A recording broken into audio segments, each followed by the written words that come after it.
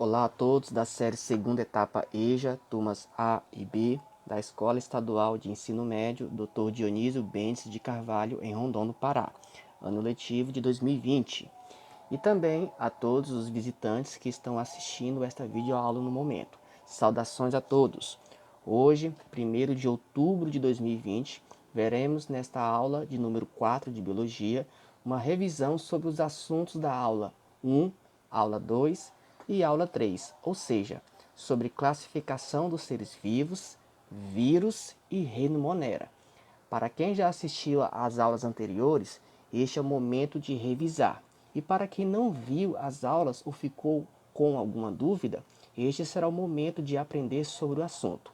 Então, continue no vídeo para mais informações. Desejo a todos bons estudos. Começando com o primeiro assunto, com a classificação dos seres vivos. Como a natureza possui milhares de seres vivos variados, o ser humano classificou e agrupou os seres vivos segundo diversos critérios. Os critérios são importantes para definir um sistema classificatório, tá? Então, já na natureza, teve diversos critérios. Continuando, então na natureza a gente pode ter diversos critérios para nomear os seres vivos, tá? E o critério que mais é utilizado é através das características semelhantes, ou seja, que é um dos principais critérios para reunir os seres vivos em grupos. Como exemplo, na imagem aqui abaixo, nós temos o grupo A e o grupo B. A gente pode classificar os seres vivos no grupo A de acordo com aqueles que possuem folhas. Então, todos os seres vivos que possuírem folhas vão pertencer ao grupo A, enquanto que todos os seres vivos que possuírem penas vão pertencer ao grupo B.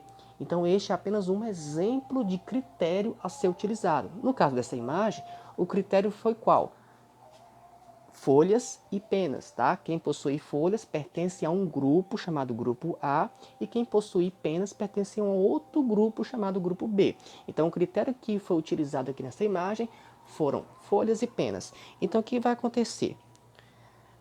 Através desses critérios, deram a classificação dos seres vivos, tá? E temos grandes grupos que vão agrupar determinados seres vivos de acordo com os critérios estabelecidos.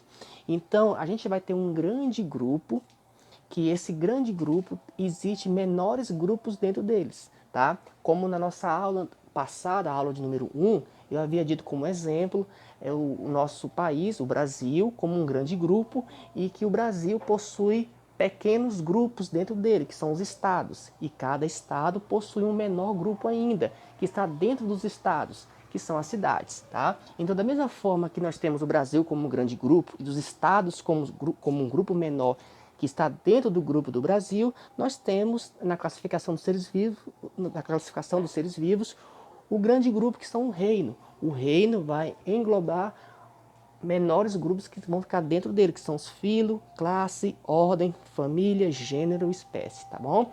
Então é através do grande grupo reino que a gente pode dividir na classificação dos seres vivos, ok? E a menor classificação está a espécie, tá bom? A espécie é o ser vivo individual, ou seja, conforme aqui nesse slide, a espécie pode ser considerada como um conjunto de seres semelhantes presentes em determinado lugar e capazes de se reproduzir em condições naturais, produzindo descendentes férteis. Isso aqui é uma regra obrigatória. Para ser uma espécie, ele deve estar em um determinado ambiente, né, um habitat, por exemplo, e essa espécie ela deve ser capaz de reproduzir em condições naturais. Ou seja, se por acaso surgir uma espécie em laboratório e essa espécie não conseguir se reproduzir, esse ser vivo não conseguir se reproduzir, apenas se reproduz em laboratório, a gente pode dizer que esse ser vivo que surgiu, entre aspas, não é considerado uma espécie, porque ele não se reproduz de forma natural, tá bom? E além do mais, deve deixar descendentes férteis, ou seja, os seus filhos também devem ter essa capacidade de reprodução em condições naturais. Então, se a gente encontrar um ser vivo qualquer e perceber que esse ser vivo ele é capaz de se reproduzir em condição natural, tá? E os seus descendentes também conseguem fazer a mesma coisa, a gente pode dizer que esse ser vivo que a gente encontrou é uma espécie. E a espécie está dentro do grande reino, que a gente vai ver daqui a pouco a divisão dos reinos, tá?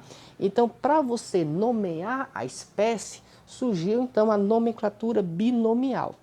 Como havia dito anteriormente, nas aulas anteriores, a nomenclatura binomial é uma regra mundial da comunidade científica para que não possa haver confusão nos nomes de cada espécie, tá bom? Então o que acontece? Lembrando que cada país ou cada região vai dar um nome popular para uma espécie, tá? Tem espécie aqui no Brasil que tem 3 ou 4 nomes.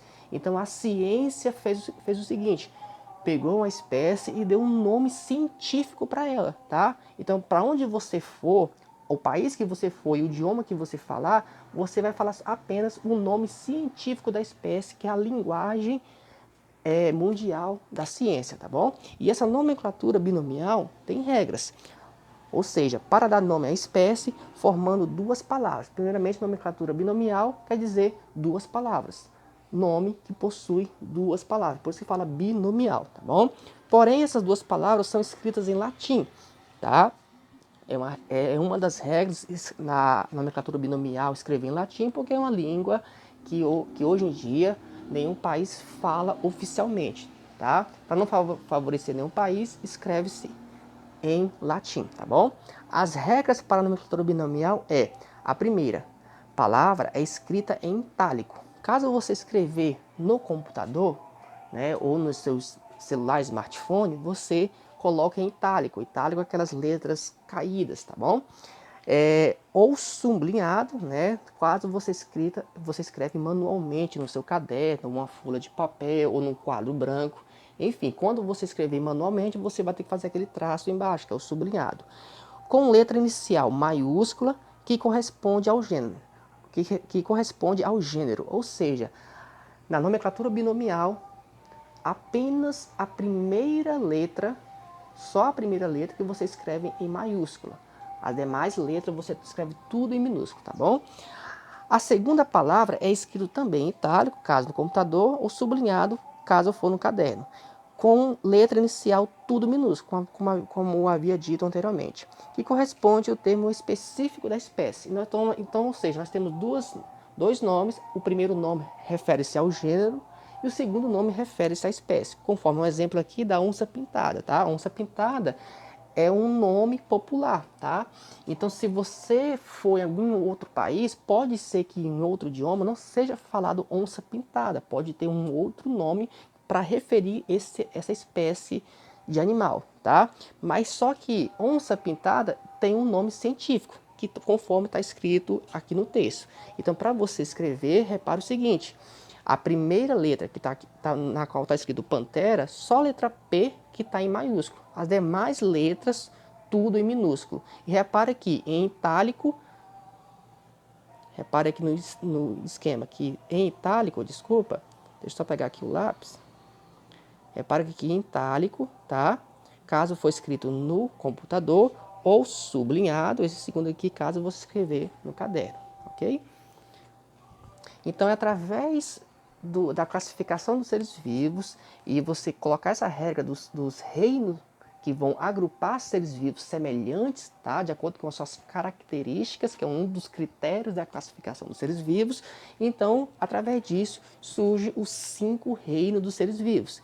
Que o primeiro reino é o reino Monera, composto pelas bactérias, cianobactérias, tá? Reino protoctista, reino fungo, reino planta e o reino animalia, tá? A gente vai ver cada um reino desses nas nossas próximas aulas. Então, o que a gente vai ver hoje é vírus, além da classificação dos seres vivos, vírus e o primeiro reino desses grupos dos seres vivos, que é o reino Monera, tá?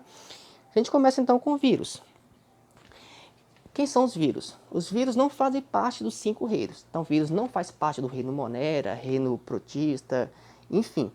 Não faz parte nenhum desses 5 reinos, tá? Por que não faz parte? Porque vírus não é considerado um ser vivo, segundo o ponto que está nesse slide, tá? Então, se vírus não é considerado um ser vivo, o vírus também não vai fazer parte na classificação dos seres vivos e não vai fazer parte também no grupo dos 5 reinos, tá ok? E por que o vírus não é considerado um ser vivo? É porque vírus não possui célula, tá? O vírus é um acelular, ou seja, não vai ter célula que forma o corpo viral, tá? Quarto ponto, o vírus precisa infectar uma célula hospedeira para se reproduzir, tá? Como o vírus não possui célula, o vírus não tem como o vírus procurar um outro vírus para se reproduzir, não existe, tá? Até o momento, ok? Até o momento não existe vírus que procura outro vírus para se reproduzir, mas só que o vírus vai ter que procurar uma célula, que pode ser uma célula animal, vegetal, bacteriana, para fazer a reprodução. Bom, por que isso? Porque fora da célula hospedeira, tá? Fora de uma célula, o vírus fica inerte, ou seja, não faz nada. Ele não se reproduz, ele não se multiplica, ele fica praticamente, entre aspas, morto, tá? A gente não fala morto e sim fala inerte, tá bom? E por causa disso ele não vai fazer uma reprodução. Então é por causa disso que o vírus é considerado como parasitas celulares obrigatórios. Então os parasitas celulares obrigatórios, parasita porque ele precisa infectar um outro ser celular, que ele vai infectar uma célula e é obrigatório ele fazer isso. Por que é obrigatório? Porque o vírus, para se reproduzir, para multiplicar e deixar descendentes, ele precisa infectar uma célula, que pode ser bactéria, pode ser uma célula de uma planta ou uma célula dos animais que está incluso nós, seres humanos, tá bom? Repara aqui na imagem que temos diversos tipos de vírus, tá? Vírus da HIV, o vírus da hepatite, da ebola, o bacteriófago, que é um vírus que ataca a bactéria. Enfim, existem diversos tipos de vírus no momento aqui no nosso planeta. Os vírus são altamente específicos, pois só conseguem infectar células que tenham na membrana determinadas substâncias às quais ele possa se ligar. Ou seja, vírus, por exemplo, um vírus que ataca planta, ele não vai atacar um ser humano. O vírus que vai infectar uma célula de uma planta, ele não consegue infectar uma célula humana. Por que isso? Porque os vírus são altamente específicos. Vírus que só infecta a célula de uma planta, ele não consegue infectar uma outra célula diferente de uma planta, tá bom? Por que isso acontece? Porque no vírus existe substâncias chamadas glicoproteínas. Conforme aqui a imagem, as glicoproteínas são esses pinos que estão de cor vermelha, tá? Essas glicoproteínas ficam na superfície dos vírus que servem para identificar e se vincular aos receptores de membrana na célula parasitada. Ou seja, essas glicoproteínas que estão no vírus, elas vão identificar uma célula, elas vão fazer uma ligação no receptor de membrana que existe uma célula, e se por acaso essa identificação, essa ligação ocorrer da glicoproteína com os receptores de membrana, aí sim o vírus infecta aquela célula. Aqui na próxima imagem tem um exemplo melhor, olha só. Nós temos aqui, deixa eu pegar aqui o lápis, nós temos aqui o vírus, tá? Lembrando que o vírus sempre vai ser menor, muito menor que uma célula, e essa esfera maior aqui, que eu estou riscando neste momento, é a célula parasitada, é a célula na qual o vírus quer entrar dentro dela, quer infectar essa célula, tá bom? Então o que acontece? Repare aqui, ó, que no vírus nós temos as glicoproteínas, que são esses pinos que tem as bolinhas laranja, né, nas pontas, e na célula nós temos também vários tracinhos em volta dela, em volta da membrana, que é chamado receptor de membrana. Então cada tracinho desse é um receptor de membrana. Então o que vai acontecer? A glicoproteína do vírus vai tentar encaixar no receptor de membrana, como se fosse um quebra-cabeça, ou como se fosse uma chave e fechadura. Se por acaso a glicoproteína conseguir encaixar perfeitamente no receptor da membrana, desta célula parasitada, aí sim o vírus vai mandar o seu material genético para poder infectar essa célula. Se por acaso a glicoproteína não conseguir encaixar com o receptor de membrana, o vírus entende que essa célula não é a célula que ele deve infectar. Aí ele pega e sai e vai procurar uma outra célula, tá bom? Então, se for, por exemplo, um vírus de uma planta, ao entrar no corpo dos seres humanos, as glicoproteínas do vírus da planta não consegue encaixar com os receptores de membrana, o receptor de membrana da nossa célula. Então, por causa disso, o vírus não consegue entrar na célula humana, tá bom? E existem receptores que vão se identificar, vão encaixar perfeitamente com uma determinada glicoproteína. Como havia dito, é como se fosse um quebra-cabeça ou uma chave e fechadura. Para cada fechadura existe uma chave específica. Faz de conta que a chave específica é a glicoproteína e a fechadura é o receptor de membrana. Se por acaso encaixar, o vírus consegue, entre aspas, abrir a porta, ou seja, consegue infectar a célula, tá bom? É por isso que vírus são altamente específicos, porque uma glicoproteína só consegue encaixar perfeitamente ao receptor de membrana na qual ela quer infectar, tá bom? A estrutura dos vírus. O vírus ele tem uma estrutura bem básica, tá? Ele possui basicamente uma cápsula proteica, né? Essa parte externa viral é só constituída por proteína, que recebe o nome de cápsula proteica. Então o vírus só vai ter só o quê? Uma cápsula proteica, e dentro dessa cápsula proteica tem um material genético. Esse material genético pode ser DNA ou RNA, tá? Nunca vai ter, até o momento, nunca tem os dois juntos.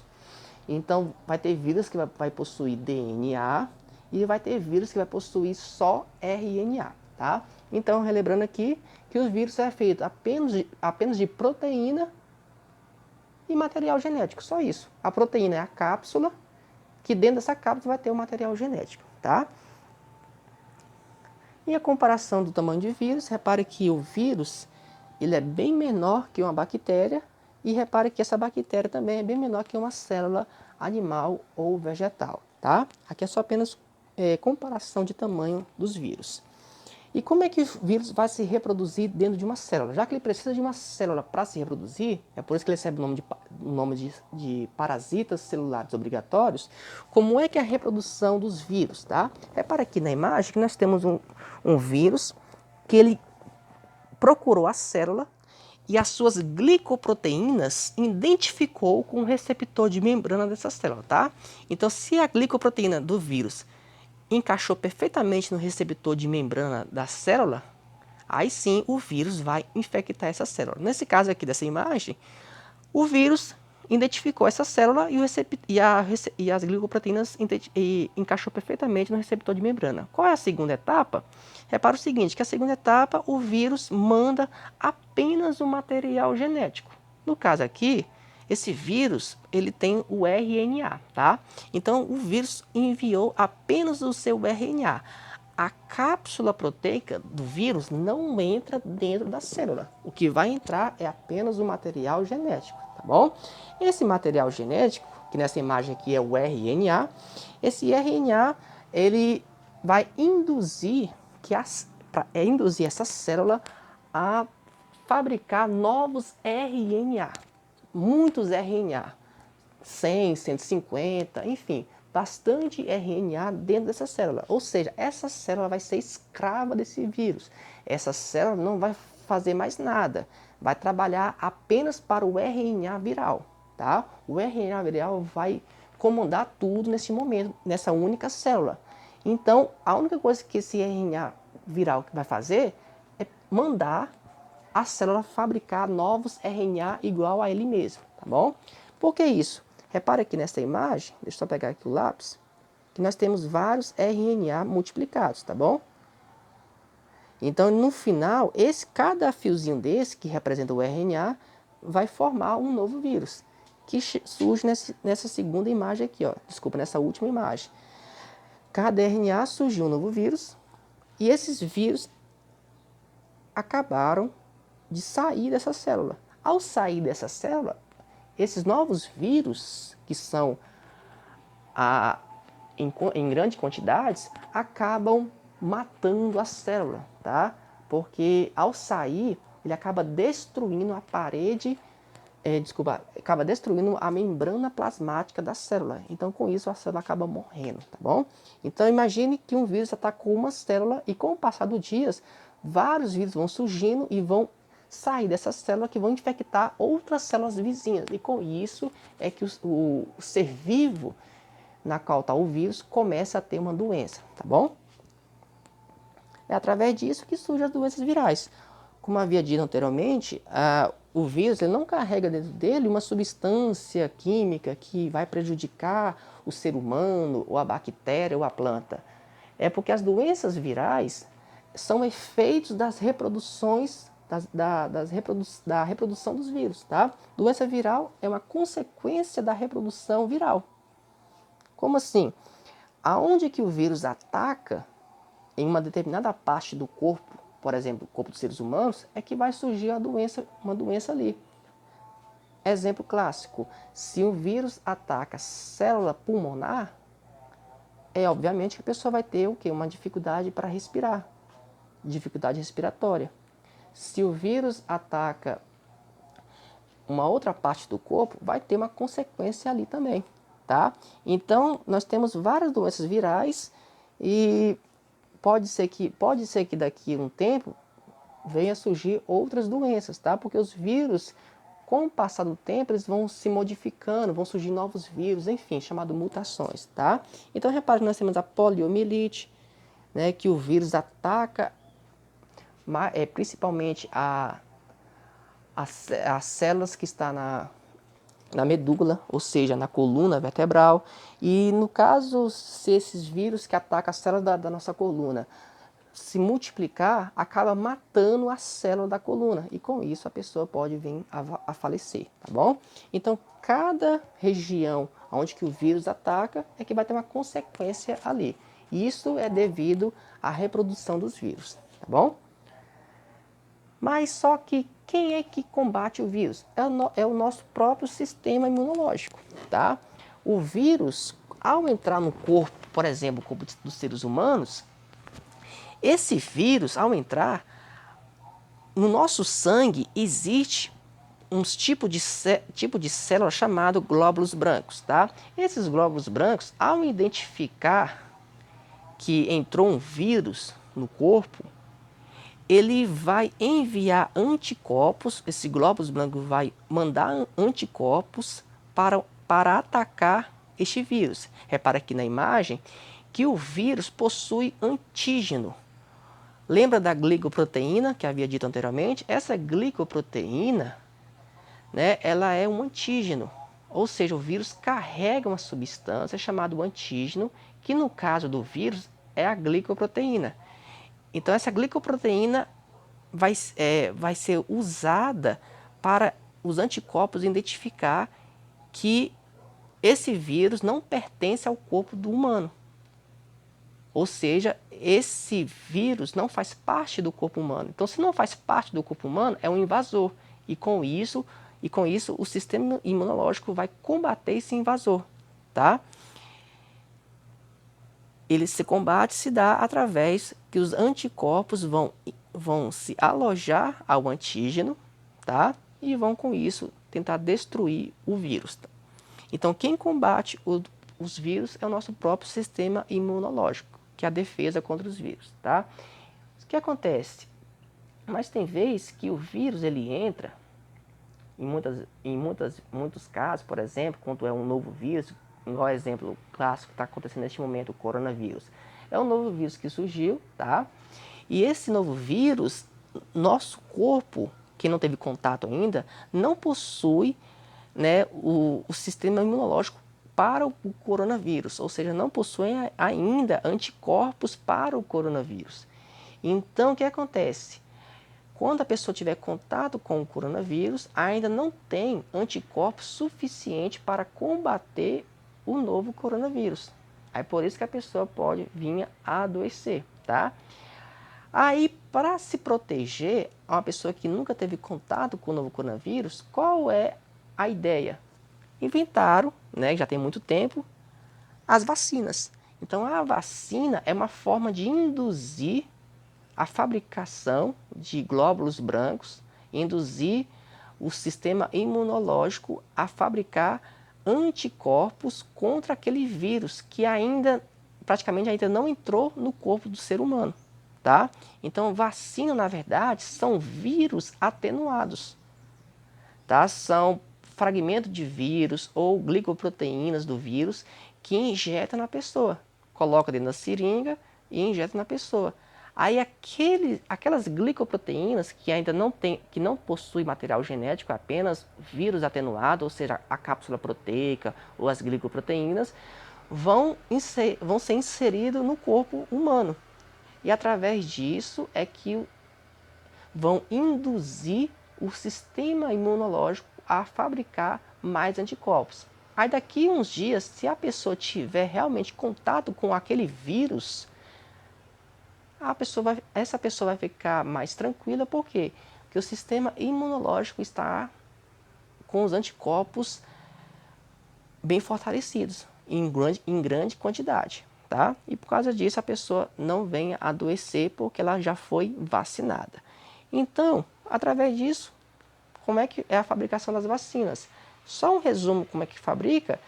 Para fabricar uma vacina, no caso aqui é a vacina contra a febre amarela, produzida na Fundação Oswaldo Cruz, aqui no Brasil, tá? Só como exemplo, pega esse vírus atenuado, injeta em um ovo de galinha já fecundado, né? Por que ovo de galinha já fecundado? Porque o ovo de galinha fecundado é uma célula. Então, injeta dentro desse ovo de galinha, que já foi fecundado, que esses vírus atenuados vão se multiplicar dentro dessa célula, que é o ovo de galinha. Com o passar do tempo, vai ter muitos vírus dentro daquele ovo de galinha. Pega esse ovo de galinha, tritura ele bastante para que possa destruir, quebrar os vírus que estão ali dentro. Congela em baixas temperaturas e depois faz o teste em algumas pessoas para ver a reação, tá? Ah, professor, mas se acontecer alguma coisa de errado? Bom, é bem difícil acontecer algo errado, por quê? Porque a vacina não tem vírus vivo ali. O vírus está praticamente morto, está atenuado. Ou seja, não é um vírus na vacina, é apenas fragmentos dos vírus que está dentro da vacina. Então, não tem uma complicação a mais do que isso, tá bom? Então, essas são as etapas da fabricação das vacinas, para que possa ser utilizada em seres humanos, para que possa também fortalecer o sistema imunológico, tá? E a gente chega agora no último assunto, que é o reino Monera. O reino Monera é o primeiro reino dos seres vivos. Os seres vivos do reino Monera foram os primeiros a surgirem aqui na Terra, tá? Então, por causa disso, como os seres vivos do reino Monera foram os primeiros a surgir aqui na Terra, através disso é que eles são bem simples, tá? Não são muito complexos, mas só que eles são simples, só que essa característica dura até hoje em dia. Ou seja, essa simplicidade, porém funcional, foi um sucesso para que os seres vivos do reino Monera sobrevivam até os dias de hoje, tá? Todos os seres do reino Monera são procariontes e unicelulares. O que são procariontes? Repara aqui na imagem aqui abaixo, a estrutura de uma célula procariótica, né? Procariota. Os seres vivos que são procariontes, eles não possuem uma membrana chamada carioteca. Essa membrana carioteca, ele envolve, na verdade, o DNA.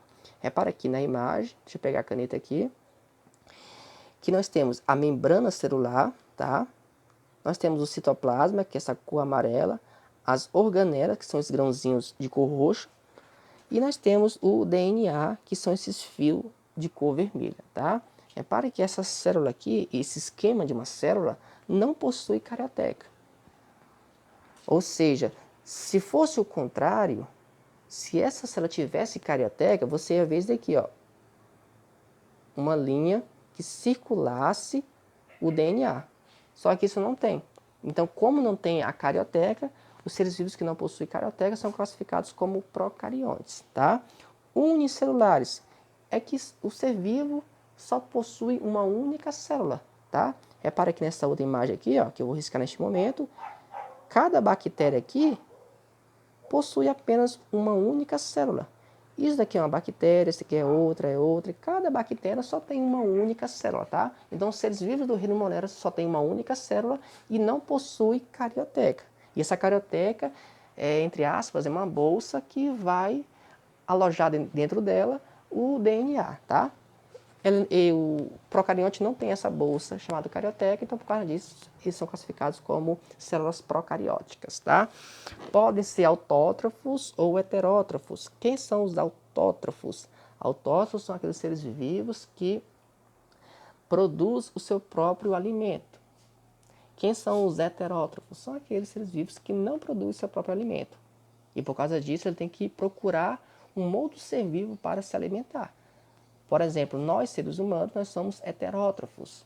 Por quê? Porque a gente não produz o nosso próprio alimento. Nosso corpo não produz. Não quer dizer que, professor, mas nós temos agricultura. Não é isso. É que o nosso corpo não produz o nosso próprio alimento. Então, por causa disso, a gente tem que se alimentar de outros seres vivos. É por isso que a gente planta, cultiva, na verdade, né? E também a gente alimenta de outros seres vivos. O fato de você comer arroz, feijão, você está comendo um ser vivo, né? E também uma carne que vem de um boi ou de um frango, que também é um outro ser vivo. Então você está se alimentando de outros seres vivos. Por causa disso você é um heterótrofo. Caso contrário, se você produzisse seu próprio alimento, você seria um autótrofo. É representado pelas bactérias e cianobactérias, tá? Então, a gente começa agora com as bactérias. Repara aqui na imagem que as bactérias possuem, primeiramente, parede celular, tá? Essa parede celular é a parte mais externa da bactéria. E depois da parede celular nós temos a membrana plasmática, que isso é igual para todos os seres vivos. Nós temos o citoplasma, tá? Que é essa região toda grande aqui. Nós temos os ribossomos, que é uma organela que vai fabricar proteína. Nós temos o nucleóide. O nucleóide é a região que você encontra o DNA cromossômico, que é o DNA principal, o DNA maior, né, em termos de tamanho. E nós temos o plasmídio. O plasmídio é um outro DNA que tem um formato circular, tá? DNA circular, um DNA não é extracromossômico. Ou seja, a função do plasmídio é para dar resistência à bactéria. Ele vai, tipo assim, o plasmídio vai gravar, se caso a bactéria sobreviver a um determinado antibiótico, esse plasmídio ele vai gravar no seu material genético e vai ser transmitido para outras bactérias ou outros descendentes, tá? O nucleóide, o DNA, esse DNA cromossômico, esse DNA maior, ele tem a função de controlar a bactéria, né? Ou seja, mandar ordem para fabricar proteína, enfim. Só que o plasmídio ele tem a função de dar resistência à bactéria, tá bom? E finalizando com os flagelos. Os flagelos são esses fios longos aqui que tem a função de locomoção, tá? E na parede celular, o que acontece? Essa parte externa aqui que eu estou riscando neste momento, a parede celular ela é feita de um composto, né, de um elemento químico chamado peptidoglicano. O peptidoglicano ele está dentro da parede celular. E é através da espessura do peptidoglicano que a gente pode ter bactérias gram-positivas e bactérias gram-negativas. Repara aqui nessa primeira imagem, ó. Bactéria gram-positiva. A espessura do peptidoglicano, que está na parede celular da bactéria, ela é maior, ou seja, mais grossa do que a espessura do peptidoglicano das bactérias gram-negativas. Então, bactéria gram-positiva, resumindo, é aquela bactéria que tem uma espessura maior de peptidoglicano. Bactéria gram-negativa é aquela bactéria que possui uma espessura menor, mais fina de peptidoglicano, tá? E através disso que a gente tem a técnica de Gram. A técnica de Gram é para você identificar qual o tipo de bactéria, se ela é bactéria gram-positiva ou gram-negativa.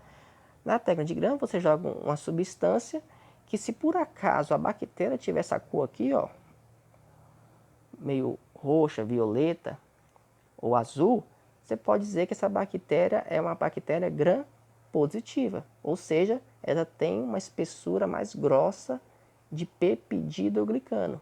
Se por acaso eu jogar a substância no laboratório, né, na placa Petri, pela técnica de Gram, você joga a substância, a bactéria ficar com essa cor aqui, ó, meio avermelhada ou um tom de rosa, você pode dizer que a bactéria ela é do tipo bactéria Gram negativa, tá?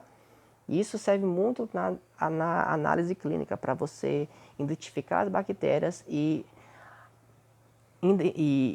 receitar um antibiótico mais adequado para um paciente, tá bom? A forma das bactérias podem ser esférica, que a gente dá o nome de bactéria coco, tá? Cilíndrica, que dá o nome de bactéria, bacillus, espiroquetas e os espirilos, tá? Então, é apenas os formatos das bactérias. Isso também você pode observar no microscópio e ver o formato da bactéria e, com isso, na análise clínica, identificar um antibiótico mais adequado para matar a bactéria, tá? Porque, por exemplo, a gente pode ter um antibiótico que mata as bactérias coco, que não mata as bactérias bacilos. Então, com isso, você receitou um antibiótico errado e o paciente, né, que está infectado com uma determinada bactéria não tenha sucesso na recuperação, tá? As bactérias, na termos de nutrição, elas podem ser autótrofas, tá? Ou heterótrofas. Nas autótrofas, elas podem fazer fotossíntese, ou seja, a bactéria autótrofa é aquela que fabrica seu próprio alimento. E esse alimento é feito pela fotossíntese, ou seja, a bactéria que precisa raio solar para fabricar seu próprio alimento. Ou quimiosintetizante, aquela bactéria que faz reações químicas, né, no solo, por exemplo, para fabricar seu próprio alimento. Se por acaso a bactéria for heterótrofa, elas podem fazer uma respiração anaeróbica, ou seja, a bactéria não precisa do gás oxigênio, tá? Ou uma respiração aeróbica, aquela bactéria que precisa do gás oxigênio. Por exemplo, nós seres humanos nós somos aeróbicos, porque a gente precisa do gás oxigênio. Na ausência do gás oxigênio, o ser humano não consegue sobreviver. Da mesma forma, uma bactéria aeróbica, ela não consegue sobreviver na falta de oxigênio. E as bactérias fermentadoras, que é utilizado muito também em laticínios, por exemplo, tá? E aquelas que você encontra em latas, em produtos enlatados, na verdade, né? Quando você, por acaso, você pegar um produto enlatado e você verificar que a tampa está estufada, você não compra aquela lata, né? E muito menos utiliza o produto que está ali dentro. Por quê? Porque se a tampa de metal estiver estufada, você pode saber que bactérias estavam ali dentro e elas fermentaram o alimento, tá? E com isso veio a estufar a lata. Então não consuma alimentos enlatados que a tampa estiver estufada, tá? Porque ali tem bactérias já fermentando os alimentos ali que pode causar prejuízo a você, consumidor, tá bom? As bactérias podem ser saprófagas ou parasitas, tá? Na primeira imagem aqui do lado esquerdo, as bactérias saprófagas são aquelas bactérias que vão se alimentar de seres vivos que já faleceram, tá? Uma planta que já morreu, né? A bactéria vai comer a folha daquela planta que já está morta, um animal que já faleceu, aí a bactéria vão comer a carne daquele animal que já faleceu. Então, bactérias que comem seres vivos que já faleceram são bactérias saprófagas. Bactérias que se alimentam de seres vivos que ainda estão vivos são conhecidos como bactérias parasitas, tá? A bactéria parasita vai se alimentar de um ser vivo que ainda está com as suas atividades vitais funcionando, ou seja, ainda está vivo, tá bom? A reprodução das bactérias pode ser assexuada, tá? E essa reprodução assexuada, ela vai ser do tipo bipartição, ou seja, repara aqui na imagem, uma única bactéria, tá? Ela vai dar origem, no final, a duas. Ou seja, uma bactéria só, ela vai repartir, ela é como se fosse, entre aspas, né, repartir o seu corpo né? E cada pedaço do seu corpo vai surgir uma nova bactéria. Mas só que não é repartição assim, tá? Na verdade, uma duplicação da sua célula em duas partes iguais. Ou seja, os seus descendentes vai ser um clone dela mesma, tá? Por isso que fala bipartição, porque uma bactéria dá origem a duas. A palavra bi quer dizer duas.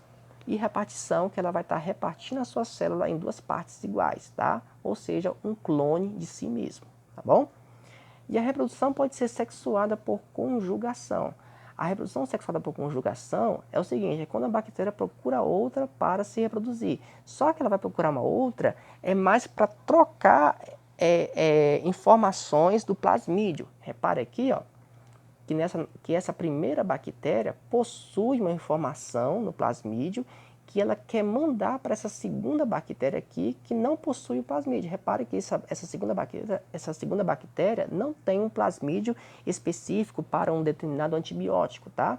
Então o que é que vai acontecer? Essa primeira bactéria vai mandar, repare aqui na imagem, ó, vai mandar uma parte do seu plasmídio para a segunda bactéria. E no final, ambas bactérias vão ter o mesmo plasmídio. Ou seja, vamos fazer de conta que essa primeira bactéria ela é resistente a um determinado antibiótico. Essa segunda bactéria, não.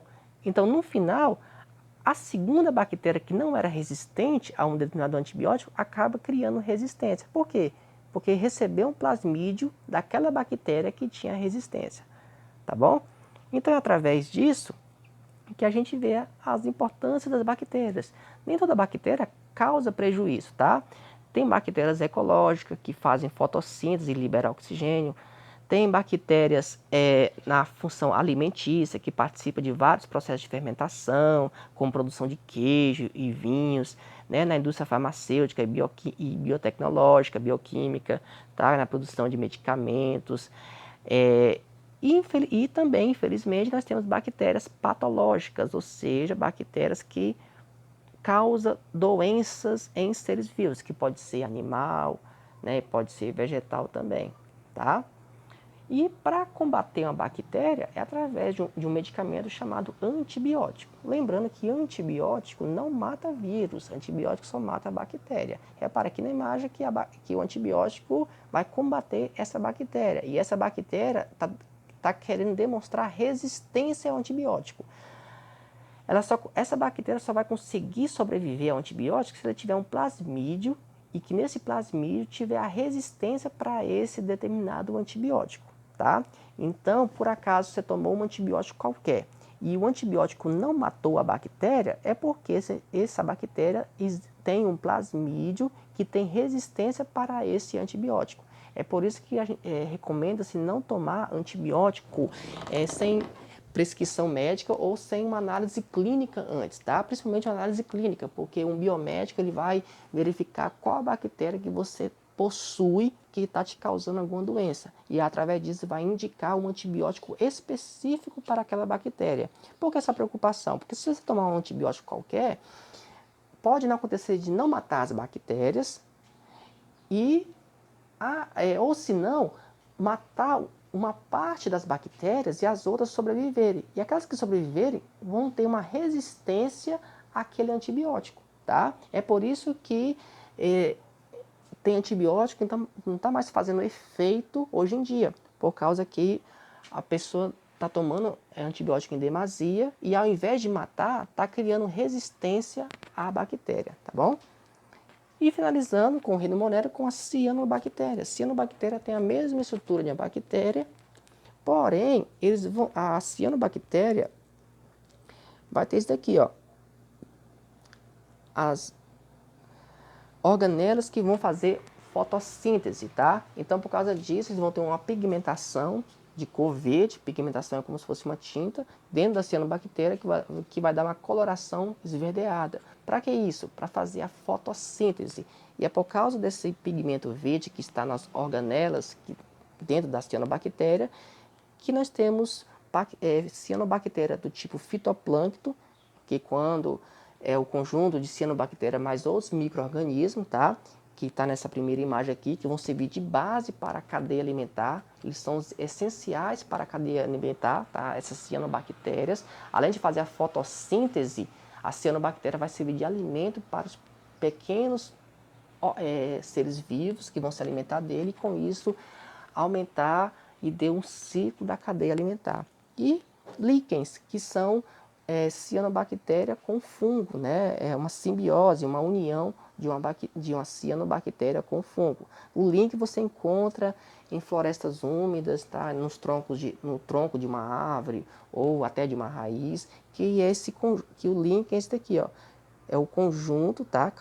Cada imagem desta aqui é um líquen, que é o conjunto de cianobactéria com fungo, tá? E pode também ter algas pelos meios, tá bom?